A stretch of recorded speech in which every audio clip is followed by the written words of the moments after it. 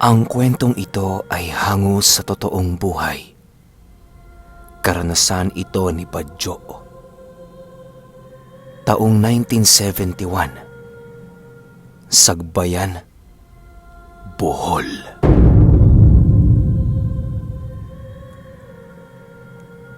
Itong mga panahong ito, kasalukuyang nakatira ang pamilya ni Badjo sa Sagbayan. Namuhay sila roon ng payapa at masaya.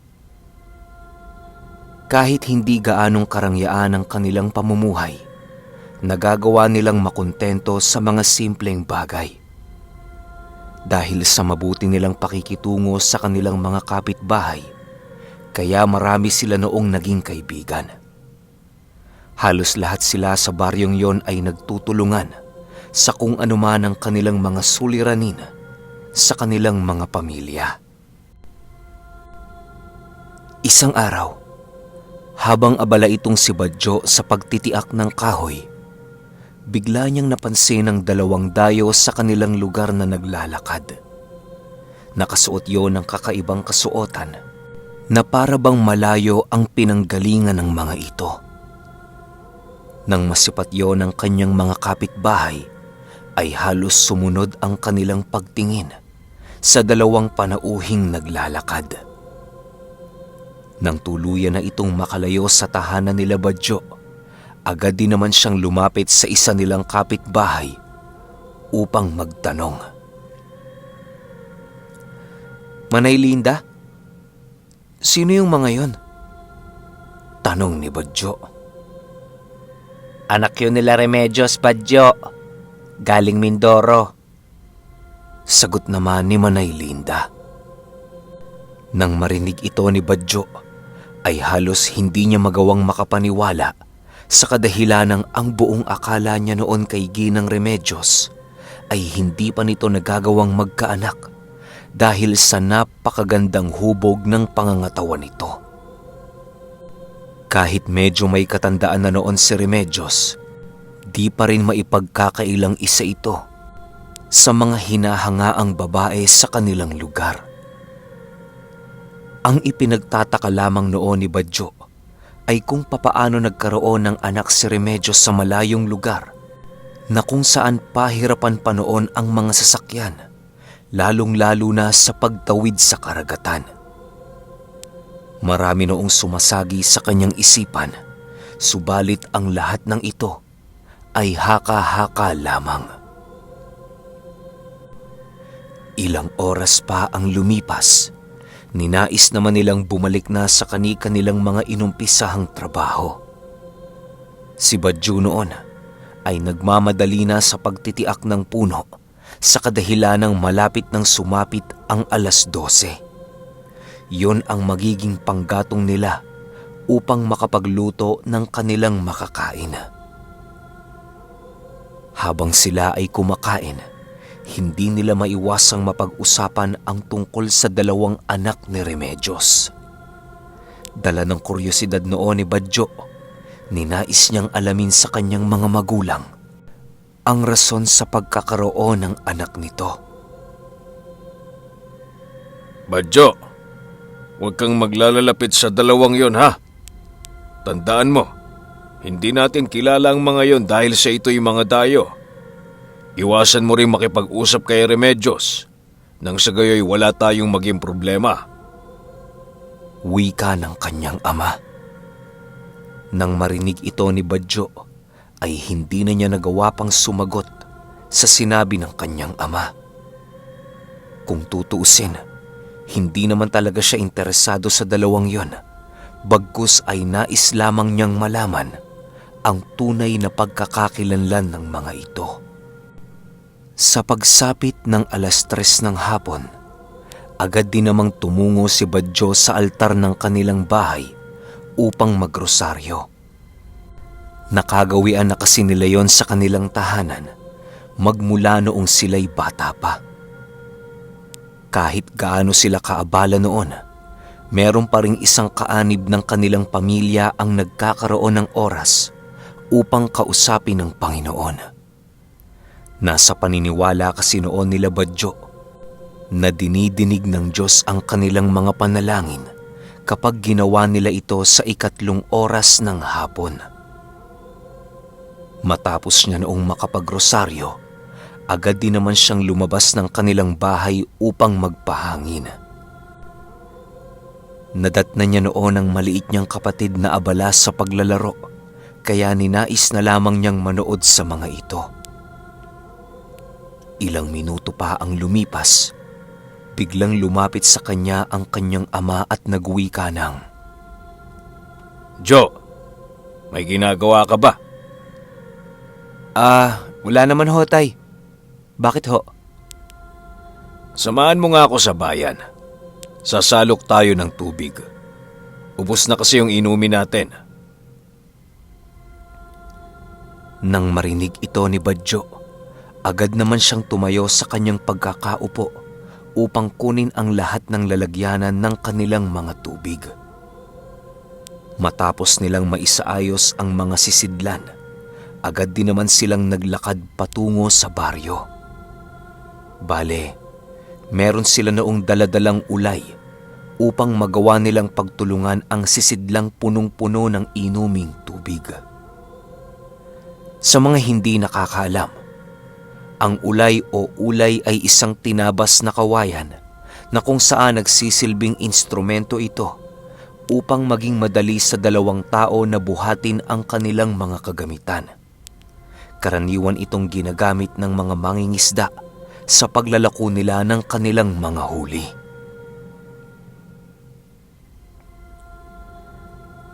Nang makarating sila sa sentro ng baryo, agad din naman nilang tinungo ang isang lumang poso upang mag-igib. Marami noong nakapila kung kaya't matyagang naghintay ang mag-ama sa kanilang oras ng pag-iigib. Hindi naman noon naburyong si Badjo sa paghihintay dahil sa naroon ang iilan nilang kapitbahay. Ilang oras pa ang lumipas, hindi pa rin nagagawang makasalok noon nila Badjo sa kadahilan ng napakahaba pa ng pila sa poso. Sinasabayan din yon ng pagkonti ng nakaimbak na tubig sa balon, kaya kinakailangan nilang maghintay sa muling pagbukal nito. Habang nakikipag-usap doon si Badjo, bigla naman silang natigilan nang dumating ang 2 dayo kasama si Aling Remedios. Sa pagsilay dito ng mag-ama, agad naman nilang napansin ang pagiging iritable ng mga ito na para bang merong hindi kaaya-ayang nangyari sa kanila. Aling Remedios, eto na ba yung mga anak mo galing Mindoro? Tanong ng isa nilang kapitbahay. Oo, sila nga. Bakit? Sagot naman ni Aling Remedios. Ay, wala ho. Nagtatanong lang ho. Matapos nilang makapag-usap, agad din namang naglakad ang mga ito papalapit sa poso. Dahil sa mga narinig noon ni Badjo, hindi niya naiwasang magkaroon ng konting galit sa mga ito. Tay, ganyan ho ba talaga ang tabas ng dila niyang si Aling Remedios? Tanong ni Badjo sa kanyang anak. Hayaan mo lang yan, anak. Ganyan talaga yan. Masyadong mapagmataas sa kanyang kapwa. Sagot naman ng kanyang ama. Nang marinig ito ni Badjo, ninais na lamang niyang manood sa kanyang mga nakikita. Ilang minuto pa ang lumipas, bigla na lamang siya noong napatayo sa kanyang kinauupuan nang masipat niyang sinipa ng isang anak nito ang galong nakasalok sa poso. Hoy! Di naman yata tama yan. Galit na wika dito ni Badjo.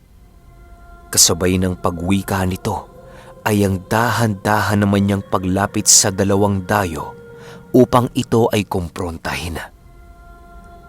Nang makalapit na siya sa mga ito, ay nagwika naman ang isa sa mga dayo ng, Huwag kang makialam. Hindi mo naman to lalagyan ah. Nang marinig ni Badjo ang sinabi nito, doon na nga tuluyang uminit ang kanyang ulo. Halos hindi na niya noon napigilan ng kanyang sarili na siyang naging sanhi upang magawa niyang sapakin ito. Nang makita naman ito ng kanyang ama, dali-dali siya nitong nilapitan upang pigilan. "Dahan-dahan ka sa sinasabi mo, ha? Dayo ka lang rito!" Wika ni Badjo habang patuloy siyang inaawat ng kanyang ama. Nang marinig naman ito ng lalaki, ngumisi lang naman ito sa kanya habang patuloy na lumalayo sa kanilang kinaroroonan. Hindi naman nagawa noong umimik ni Aling Remedios na para bang wala itong pakialam sa kanyang mga anak. Nang maramdaman ng kanyang ama ang pagtaas ng tensyon sa paligid, ninais na lamang nitong iuwi na muna si Badjo sa kanilang tahanan. Pagdating nila sa kanilang bahay, ay matinding pangaral at sermon ang tinanggap ni Badjo. Badjo, ba't ka ba ganyan? Hindi ka namin pinalaki upang maging isang basagulero. Tandaan mo, Badjo, hindi kinalulugda ng ama ang sino mang taong mapanakit sa kanyang kapwa. Wika ng kanyang ama. "Pasensya na ho kayo, tay. Nadala lang ho ako," sagot ni Badjo. Habang patuloy siya nitong pinapangaralan, tanging pakikinig lang naman noon ang ginawa ni Badjo. Aminado din naman kasi siyang nagkasala siya sa kadahilan ng hindi niya napigilan ang kanyang sarili. Di ba, Badjo? Sinabi ko sa iyo noong nakaraan na iwasan mo ang dalawang dayo na yan. Mas mainam kasing hinahayaan mo na lamang sila sa nais nilang gawin doon sa poso upang hindi na kayo nagkagulo. Wika ng kanyang ama. Dagdag pa nito na kaya wala ni isang kababaryo nila ang may lakas ng loob na kausapin o bastusin si Aling Remedios sa kadahilan ng kuno-kuno din itong bantog na mangkukulam sa sagbayan. Marami na noong nagpatotoo ng haka-hakang ito, kaya pinangingilagan talaga si Aling Remedios sa kanilang baryo. Matapos nila noong mag-usap, ay halos hindi magawang makapagsalita ni Badjo dahil sa kanyang mga nalaman. Animoy noong punto ding yon, nakaramdam siya ng kakaibang takot sa kanyang katawan dahil sa ikinuwento ng kanyang ama tungkol sa babaeng kuno-kunong mangkukulam. Ayon kay Badjo, na marami na umanong pinahirapan noon si Aling Remedios sa kabilang baryo dahil lamang sa natipuhan niya itong saktan at kitila ng buhay. Marami din naman noong nagtangkang albularyo na humuli sa kanya. Subalit, lahat ng mga ito ay nagagawa niyang patayin gamit-gamit ang kanilang mga ipinapalipad hangin. Nagagawa kasi noong maibalik ni Aling Remedios ang mga usal ng albularyo sa kadahilan ng mahina ang nagiging puder ng mga ito sa kanilang katawan. Alam niyo naman, di ba, na kapag mahina ang puder ng isang nilalang na gumagamit ng lihim na karunungan, ay maaaring bumalik sa kanya ang kanyang mga binitawang usal na siyang magiging sanhi ng kapangi-pangilabot na karamdaman. Maaari rin itong gamitin sa kanya upang siya ay parusahan sa pamamagitan ng pagpapalakas ng sakit na unang dumapo sa kanyang katawan. Kaya kinakailangan ng 49 na araw sa pagpopoder upang masigurong ito ay malakas at hindi ka magagawang balikan ng iyong mga tangan-tangang usal at matinag ng mga nilalang na nasa panig ng kaliwa.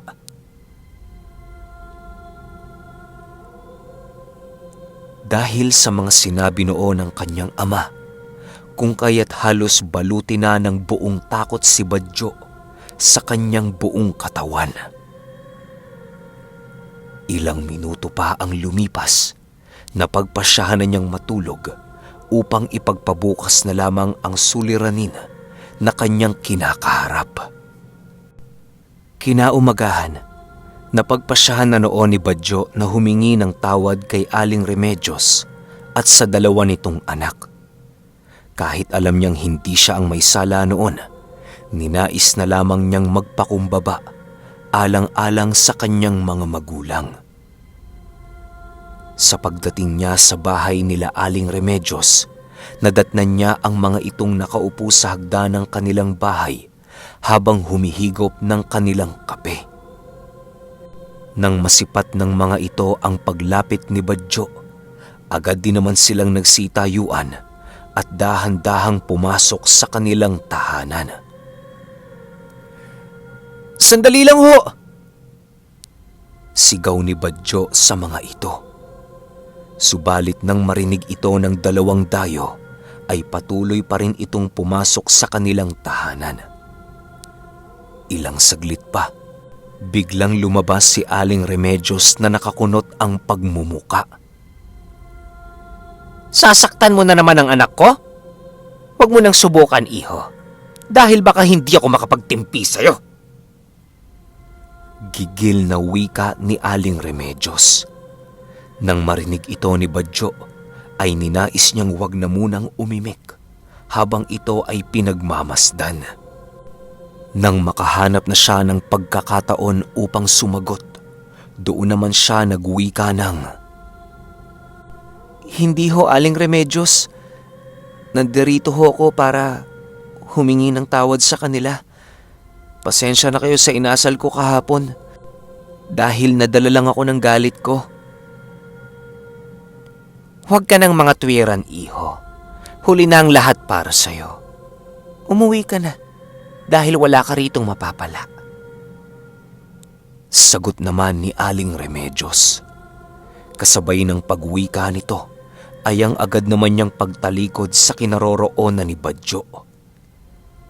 Matapos nitong makapasok sa kanilang bahay, ninais na din naman ni Badyong umuwi nang sa gayoy maipagsabi niya sa kanyang ama kung ano ang mga nangyari. Sa paglipas ng araw, tuluyan ng kinalimutan ni Badyo ang naging alitan nila ng dayo. Subalit lingid sa kanyang kaalaman na inuunti-unti na pala siya nitong pinapadapuan ng kulam. Hindi niya man ito napapansin, ngunit nararamdaman niya ito ng bahagya. Paminsan-minsan kasi, nakakaramdam noon si Badyo ng kakaibang pakiramdam na para bang kinukurot ang kanyang kaluluwa. Sa sobrang pangit ng pakiramdam na yon, ay napapapikit na lamang siya kapag ito ay nararamdaman niya. May mga punto ding nakakaramdam siya ng mga mabilisang kuryente sa kanyang puso na para bang nagbabadya itong tumigil sa pagtibok. Dahil sa kakaibang nararamdaman noon ni Badyo, napagpasyahan ng kanyang mga magulang na isugod na siya sa albularyo. Labis na kasi nitong naaapektuhan ang kanyang trabaho at ang kanyang mga kapatid. Nang marating nila ang tahanan ng albularyo, agad din namang inilahad sa kanila na kinukulam nga itong si Badyo. Hindi na niya kailangan pang sabihin ng salarin sa kadahilanang alam naman nila kung sino. Badyo, kaya mo pa bang muling kausapin si Aling Remedios? Sabihin mo na bibigyan ko siya ng palugit hanggang sa susunod na araw upang bawiin ang sakit niyang ipinadapo sa iyo. Dahil kung hindi niya alam, meron siyang kalalagyan sa akin. Wika ng albularyo. Nang marinig ito ni Badyo, agad din naman silang nagpaalam sa albularyo upang tunguhin ang tahanan nila Aling Remedios. Sa pagdating nila rito, nadatna nila ang tatlong nagbibilad ng mga tuyo na punong-puno ng uod. Aling Remedios, meron hong pake sa iyo si Badyo. Huwag mo kaming ipagsawalang bahala dahil para na rin to sa inyong kaligtasan. Wika ng ama ni Badjo. Kaligtasan? Baka nakakalimutan mo, Andres. Wala pang albularyong nabubuhay kapag ako ay kinakalaban. Sabihin mo dyan sa albularyong inyong sinasandalan na hindi ako natatakot sa kahit anong parusang kanyang ibabato. Wika naman ni Aling Remedios. Kasabay ng pagwika nito ay ang pagsitayuan ng kanyang 2 anak habang dahan-dahang tumititig sa kanila ng masama. Bumubuka-buka din ang mga labi nito na para bang meron itong inuusal na mga kataga patungo sa mag-ama. Nang marinig ng ama ni Badjo ang sinabi nito, ay agad naman itong kinuha ang kanyang nakasukbit na punyal at dahan-dahang lumapit kay Aling Remedios. Kung hindi ka kayang patayin ng albularyo, Remedios, ako ang papatay sa iyo kapag hindi mo tinigil yung kahibangan mo. Wika ng ama ni Badjo habang nanginginig ang kamay nito na nakahawak sa punyal. Huwag mo akong patawanin, Andres. Umuwi na kayo dahil nasusuka ko sa mga pagmumukha ninyo. Sagot naman ni Aling Remedios. Matapos ang kanilang pag-uusap, wala nang nagawa ang mag-ama kung hindi ang umuwi sa kanilang tahanan. Kahit gano'n na kasi ang sinabi ng ama ni Badjo, hindi pa rin niya ito kayang gawin sa kadahilan ng solido ang kanilang pananalig sa amang may likha. Sa pag-uwi nila sa kanilang tahanan, wala namang nagawa noon si Badjo kung hindi ang muling manalangin sa 3 oras ng hapon. Yun na lamang ang kanyang pinanghahawakang lakas maliban sa tulong na ibinibigay sa kanya ng albularyo. Nasa isipan kasi noon ni Badjo na wala nang hihigit pang tulong sa tulong na ibibigay ng Panginoon.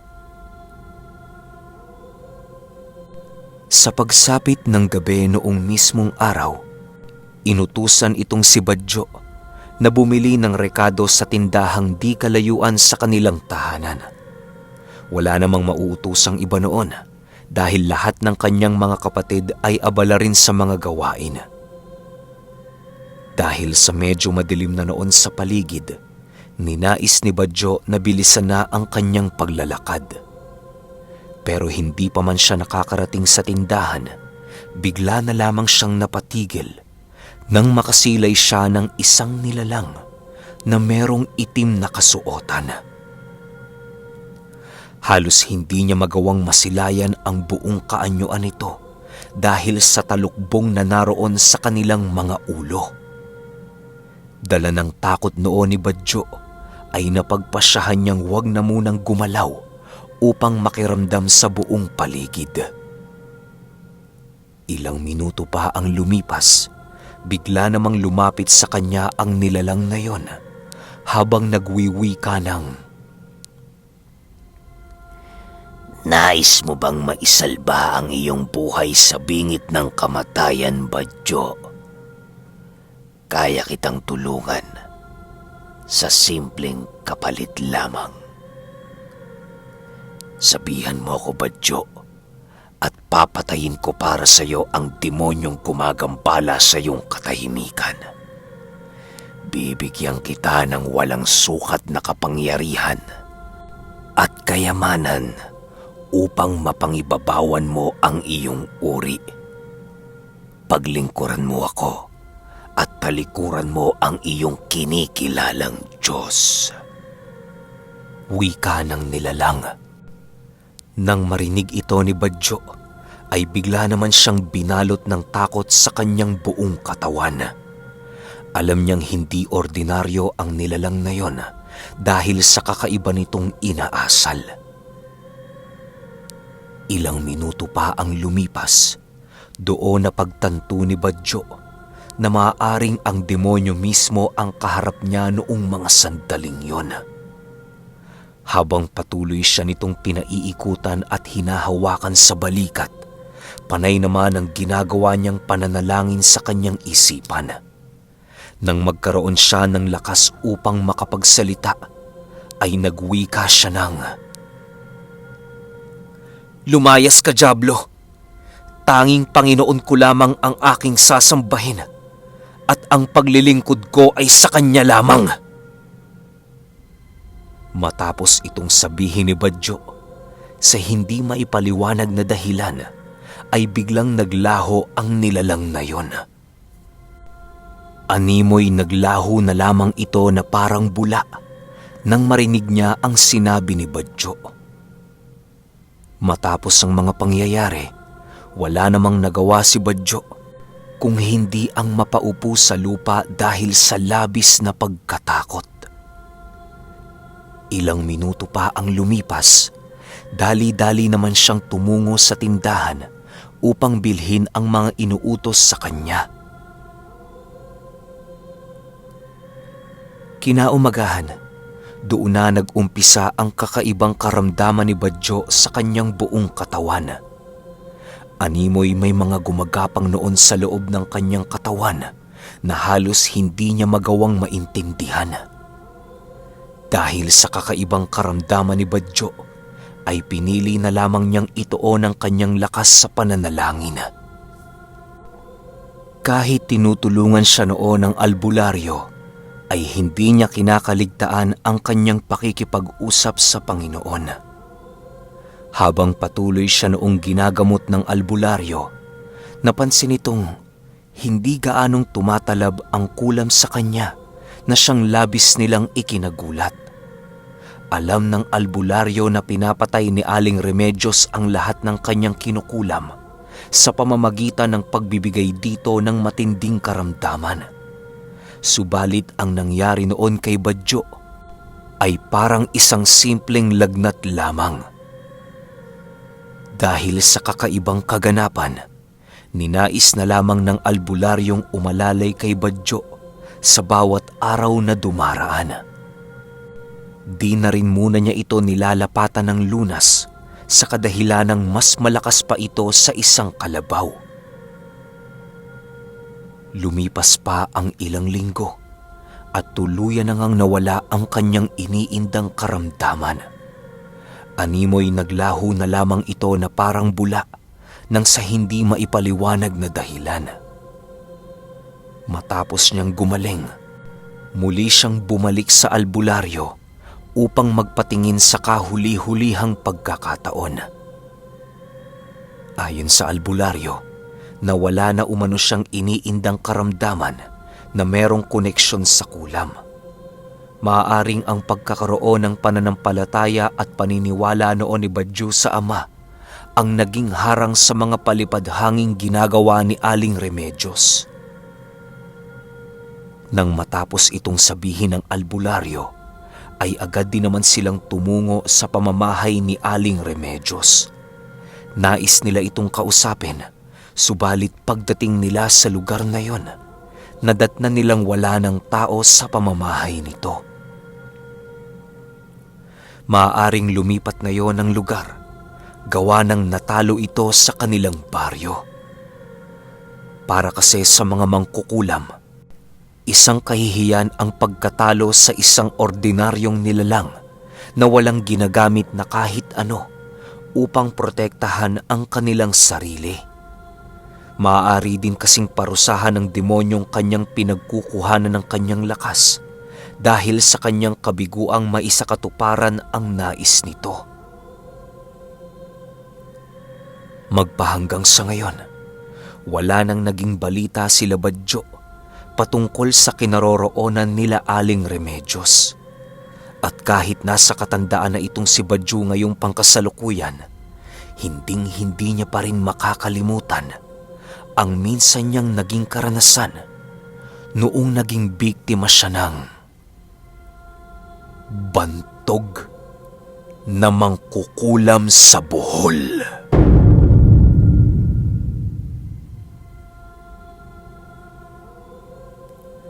Okay, opinion ko sa kwento. Alam ko yung Aling Remedios gamot yun sa uboy. Tama ba? Gamot sa ubo o hika, yung Aling Remedios. Di ko alam naman kukulang pala si Aling Remedios. Hindi, puwera biro. Maganda talaga, solid yung kwento na to. Isa na namang magandang patunay na, alam nyo yun, kung meron kayong gustong mangyari, meron kayong gustong mawala, gusto nyo gumaling sa sakit, lahat parang nasa isip lang eh. Pero syempre, sasamahan din natin ng matinding panalangin na nanggagaling sa puso natin. Kapag meron ka nung combo na yun, malamang kahit anong sakit pa yan, talagang gagaling yan kasi gagawa talaga ng milagro si Lord para tulungan ka. Tapos nararamdaman niya na talagang hirap ka na. Yung alam niyo yung dasal na hindi niyo siya sinisisi kung bakit kayo nagkaganon. Yung alam niyo na ginawa ni Lord sa inyo yon para lumapit kayo sa Kanya. Siguro kasi nakakalimot na kayo. Yung mga ganong bagay. Yung kausapin niyo siya, yung heart to heart talk. Sobrang laking bagay nun. Di na kailangan ng sign of the cross. Yung magsisimula ka pa. Yung may mga English pa. Yung casual na usap. Basta galing talaga sa puso. Tas alam mo kung sino yung kinakausap mo. Sobrang powerful na yun. Maniwala kayo sa akin, tested and proven na yan. Pero kayo, kung may opinion kayo sa kwentong ito, i-comment nyo lang sa baba. Yun lang. Hanggang sa susunod na kwento. Salamat.